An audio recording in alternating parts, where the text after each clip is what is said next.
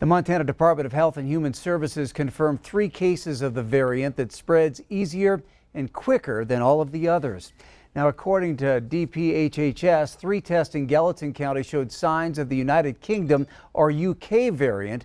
This virus first showed up in the U.S. in December, and Montana is the 46th state to report cases. The Centers for Disease Control and Prevention says the UK variant was first identified in the fall of 2020. Experts in the UK reported in January that this variant may be associated with an increased risk of death, but officials need more studies to confirm that. I think the good news right now is that the UK variant has been around a little while. We know a little bit more about it. It does not look like it causes more severe illness. There is some evidence that it might be slightly more contagious or transmissible. But we also have pretty good evidence that the vaccine addresses this variant fairly well. All of the Gallatin County cases occurred in younger individuals, and all have now recovered. Montana is nearing the 101,000 total case mark tonight after the state reported 171 new COVID-19 cases in the last 24 hours. However, just over 1,600 cases are considered active, and nearly 98,000 Montanans have now recovered. Montana also recorded one more death, this one in Fergus County, bringing the death toll tonight to 1,386.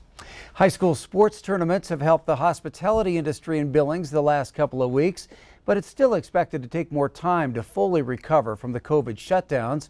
Tonight, Q2's David J. talked with a hotel and restaurant owner about the outlook.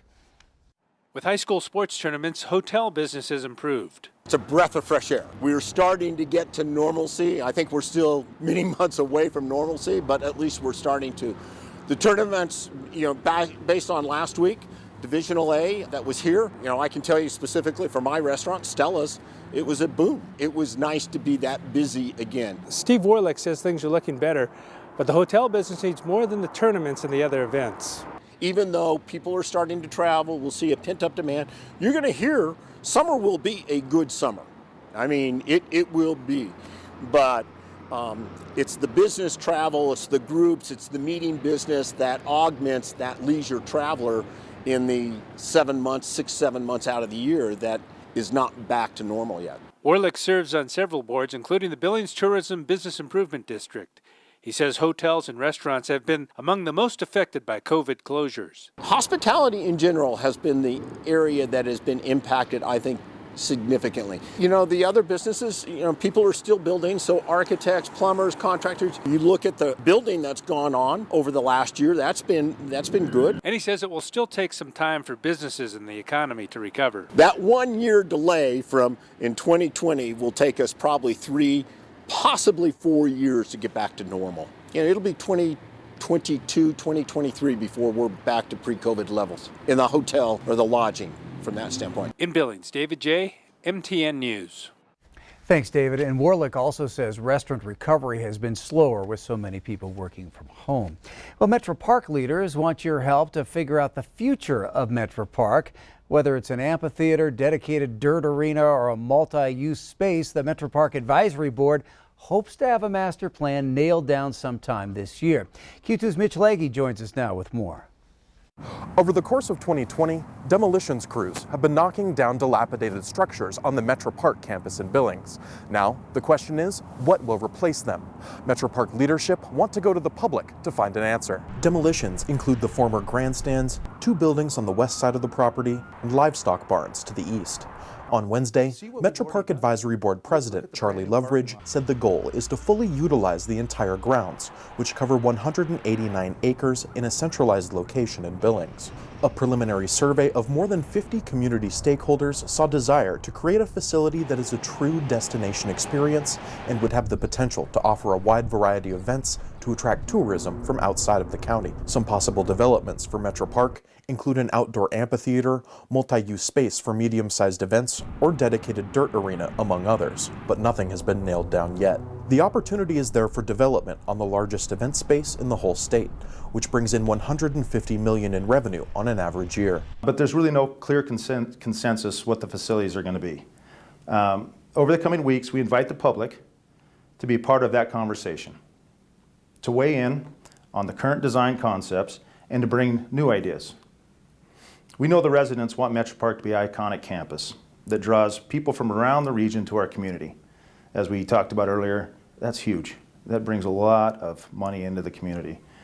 Developing that vision, a community-wide process, and we welcome this period of robust public participation. We really want to know what the community is thinking.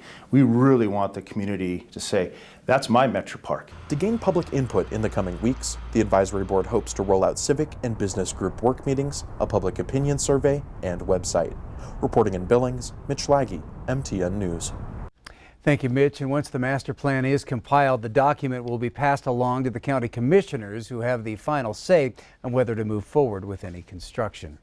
Well, the man who chased down, shot, and killed his ex-girlfriend ambush style in front of their 6-year-old child now admits that he's guilty. 27-year-old Taylor Plainbull appeared by video in federal court this morning to change his plea. Lenita Goes-Ahead was killed on October 24th while she was driving their daughter to a birthday party in Billings. Plainbull, who was driving a stolen truck, spotted Lenita driving with her boyfriend on Blue Creek Road. He chased after Lenita's car until it got stuck in a ditch. Plainbull says he shot out the car's passenger window, and when he hit Lenita's boyfriend with the gun, it discharged, striking Lenita in the chin, and the bullet continued to her heart. Plainbull then grabbed their daughter and called 911, claiming that shooting was an accident. Plainbull was taken into custody 3 days later at a Billings hotel following a standoff with law enforcement. His sentencing is set for July 23rd. He faces life in prison. And a young Hardin man accused of killing 2 people in a head-on crash a year and a half ago pleads guilty.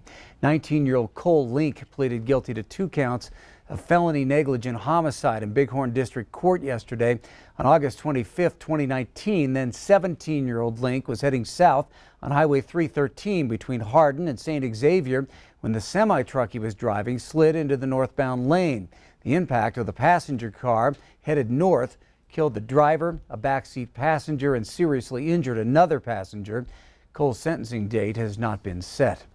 All right, turning to Chief Meteorologist Ed McIntosh. Ed, we're enjoying some really nice weather out there right now, but you're here to remind us it's only for a while. That's right. This time of the year, pretty much anything goes. And while we've been leaning towards the warm and dry now, the scales will start to tip towards that cold and snow as we start getting in towards next week.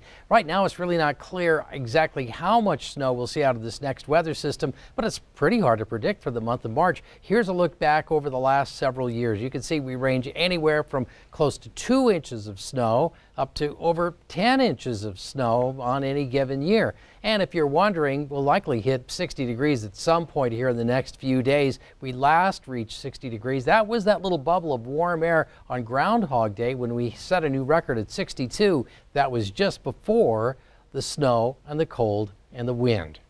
Back with the forecast details in a little bit. Well, the Department of Defense Inspector General has released a harsh review of alleged conduct by Texas Congressman Ronnie Jackson during his time as a Rear Admiral serving as the top White House physician. Allegations against Jackson include alcohol-related misconduct, misuse of Ambien for personal use, and sexual comments about a female subordinate. Jackson was a significant talking point in Montana politics, following Democratic Senator John Tester raising concerns during Jackson's nomination as VA Secretary. As ranking member of the Senate Veterans Affairs Committee, Tester expressed concerns about what he had heard from current and former military, wanting the allegations to be investigated. That challenge brought the ire of former President Trump and many Montana Republicans, including a barrage of political ads attacking Tester for his stance. I hope folks take a look at this IG report and think back to the way things were. I don't necessarily feel vindicated. What I do feel is what we did was right. And we were doing our job as a United States Senator on the checks and balances for noms that come through and doing the advice and consent that we're required to do by the Constitution. Congressman Jackson has denied the allegations, calling the IG's report a political attack. Still ahead on the MTN 10 o'clock news here on Q2, what's grown in Montana stays in Montana. A web service connecting producers and buyers makes eating local easier than ever before. And in sports, from Rams to Bulldogs, we're going to hop on a locomotive as we chug into the Class A state tournament. Highlights coming up in just a bit.